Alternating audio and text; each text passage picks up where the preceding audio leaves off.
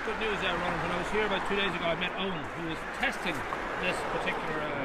What do you call them? You don't call them a speed camera, speed, whatever they are. But speed notifier. There you go. But he said that he's basically doing tests and it will be ready by the end of this week. And it's been there for nearly a year or something. It's nearly a year, yeah. Which is just like, seriously, like, lads. So they obviously recognise that this particular stretch of road, we're talking about on the way to Delgany, particularly going this direction, there's a bit of a Scalextrics kind of feeling as you come from the roundabout. Yeah. You've got this good old-fashioned curve that also, as you kind of pointed out to me, and I noticed it then, that there's a bit of a give in the road, like cars are actually kind of... yeah, I think it's the camber of the road is the wrong way. Right. So, I'm not an engineer, but if you talk about the camber of the road, generally the camber of the road will be balanced. So the car comes along and it's not shifting off balance. So what happens is when cars come around here, you can actually see that the cars are all leaning to the left. And sometimes what happens is, I think people's cars give way a little bit, and sometimes they overcorrect and they crash on the left. Sometimes they give way, and what happens is the rear of the car actually spins around. Nice. And so when you're coming from this position here, and if you can look up at where the bus stop is, a lot of cars have lost the control and have ended up facing back this way, smashed into the bus stop. Nice. Yes, sideways up on top of the bus stop, or sometimes they've missed the bus stop and they've landed against the wall at the neighbour's house up there. Sure, they're well chuffed about that. And where you can actually see the neighbour's gate. They've actually gone through the gate on occasion. I landed in and bumped up against the house on once. Would this only be in like icy or wet conditions? Would it tend to happen? Obviously, they're much more vulnerable then, but they're more vulnerable then. Yeah, and they're also more vulnerable if there's been a flood and the stream has flooded, and then there's silt on the road. Right. That happened once, and there was 12 accidents one weekend. Holy moly! Yeah, we couldn't believe it. I know that this has been you've spoken with Greystones Municipal District Council, and this has been ongoing for how long? Has it been like a few years? Or it's close to 10 years. Wow. Yeah. I wrote to the superintendent in 2008. The superintendent was very responsive, sent a couple of his guys out. We talked about it. They discussed it back at the office. The superintendent wrote to Greystones Council about it. Council said, it's not a problem with the road, good luck. So the guys came out from the guards and said, look, this is what it is. We've told them what we think. We think there's a problem with the road.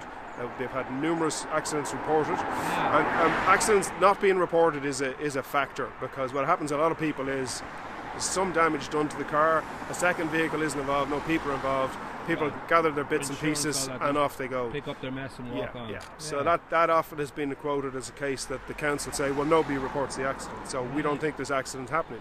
So anyway, moving along from then, we being my neighbour from across the road here, who's been very active on this for the last 3 years. Kevin, he's put in a lot of effort talking to the council, talking to local representatives, and some people have tried to have actions in terms of some of the councillors. Jerry Murphy, I think in particular, he's done quite a bit, but nothing's happened. Gabriel, one of the guards from the traffic corps, he's been out.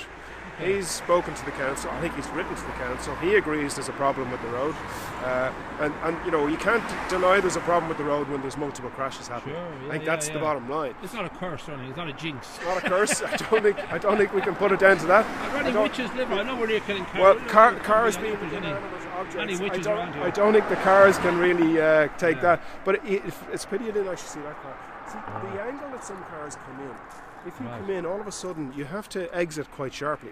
Right. And so if people don't approach the road correctly, either because they're going too quick or they're not concentrating, they then overcompensate within the bend, and certain cars seem to lose control. So I think it's weight distribution in the car. Well, obviously we were noticing as we walked up from the roundabout that you know the warnings that the what are they called again? These yellow arrows are called chevrons. Chevrons. The fact that the third one especially has no purpose really whatsoever. It's basically after the fact. You can't see it. But it's like telling you after the corner. Oh, you're on a corner, by the way. Yes. Just in case you didn't know. We're well into the bend by the time you see the third one. Yeah. So at night time they're not bad. I was looking at them coming up a couple of days ago, and at night time these two do catch your eye. Right. Daytime they're really light. There's too much going on here between gate posts and trees and whatever. They just don't catch your eye. They're not close enough. They're not kind of stand out enough. There is this speed warning sign. I'm not sure what the specific name for this is. But it's supposed to present to you the speed that you're travelling at. Right. but it hasn't been activated. So it's installed almost a year and it hasn't been commissioned.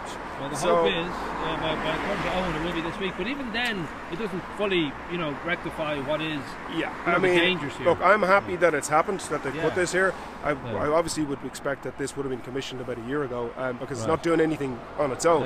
But the problem is, ultimately, I don't think it's enough. So I'm happy something's happening, but I don't think it's enough. I don't think you're going to all of a sudden make people slow down to 50 kilometres an hour. Number one, there isn't a 50 kilometre an hour speed sign down here. Yeah, well, so people, I wouldn't be sure. You wouldn't be sure. People maybe are expected to know, but I think the honest answer is people don't know. And I don't think it's entirely down to speed. I think it's, as I say, camber of the road, certain cars. I've seen it happen to people of all ages, driving all sorts of cars, even from you see the gate post over here? Yeah. Which is, how close is that? 25, 30 metres? Yeah. I met a guy one day because he was sideways into the wall up here. This is before this. He was from the construction site. He exited the gate here. By the time he got through the bend, he lost control and he was up here. So you kind of go like, there's something wrong. So say it was a huge outbreak of common sense. What would you think should be done then? What exactly should they be doing? Well, from an engineering point of view, they should come up with a plan and say, okay, there's a fault in the camber of the road, so fix the road. So re-engineer the road. The only other way that you'd approach it, I think, is you would put in some traffic calming, that you create a much narrower point for people to slow down. So same as you have coming into Greystones by the council offices there, something to slow everybody down. So everybody's looking and going like, okay, I got to get right down 50 kilometres an hour, because otherwise you don't realise what's going on. So the ideal solution would be that they re-engineer the roads and perhaps put in some traffic calming at the same time. Because the problem here is this pathway is used by everybody locally, but also there's a national school up the road. Yeah, it would be hugely, but so, in regard to, like, if you're talking about those you really want to make sure are safe, I think a national school sort of goes high on that list. High on the list, because every time I come out to go to work, I see a woman and 2 kids, a chap and 2 or 3 kids heading up to school. And it's, there's maybe a kid in a buggy. They're all little tots, up to, 5 and 6 and 8 and 10. And I see them walking by. And then at the same time, I see kids standing at the bus stop here who are waiting for the bus to go to school. So they're standing at the bus stop, and every time I see it, I'm aware that cars are slamming into that bus stop. Well, they might turn into sort of like Skittles comes to mind, that you are in a situation where you're basically... you wouldn't have a chance, because that bus stop actually has been redone several times. And the light post on the left-hand side of the road, the lamp post, you see past the third chevron?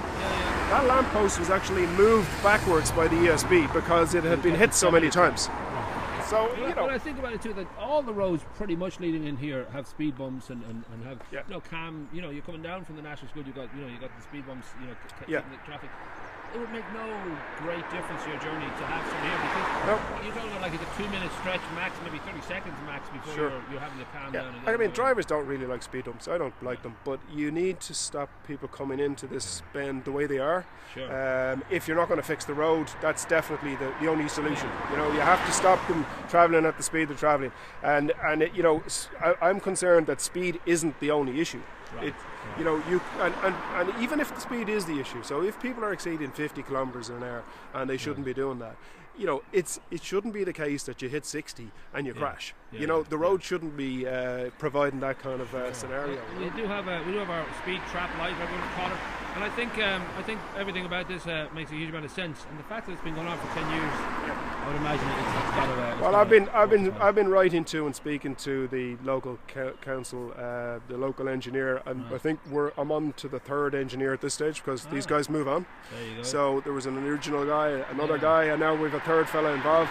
The council guys have been talking, but Kevin has been very active, my neighbour across the road who lives in the Nook, and it's pretty rough for him, because cars, you can see his wall. He's very vulnerable to the fact that cars hit him. Yeah, cars actually hit the wall, and land up sideways on the wall. But the people that live in the Gateway here where the cream wall is. I mean, yeah. They've kids, loads of kids in Sure, live in the little park sure, in there. yeah. And the cars have landed in that wall. They've landed up on the green verge. Right. They've landed in the gateway. The house beforehand, they've landed into the fence there. So Right. you know, it's multiple people on sides of the road, and then there's the people that walk up and down who are from anywhere around and about. And you know, you've got that large housing estate nearby. You've got this park beside us here, and there's kids getting buses all the time. So you know. Well, I'm going to put this up, and obviously we'll keep an eye on what effect this has. But we'll come back to you in a few weeks and see if we can get some sort of movement on the council.